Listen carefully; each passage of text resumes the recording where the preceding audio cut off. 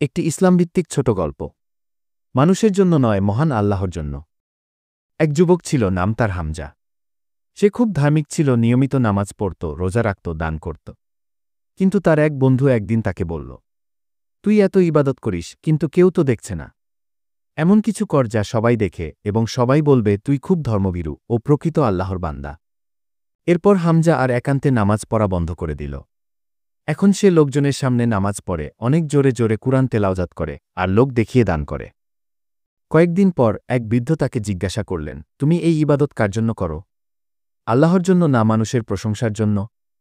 হামজা বলল, আমি সর্বদা আল্লাহর জন্য ইবাদত করি। বৃদ্ধ বলল, তাহলে লোক দেখানো ইবাদত না করে একান্তে নামাজ পড়ো, ইবাদত করো। বৃদ্ধ বললেন, যে ইবাদত লোক দেখানোর জন্য করা হয় তা আল্লাহর কাছে পৌঁছায় না। মানুষের ভালোবাসা পাওয়ার জন্য আল্লাহকে হারাইও না।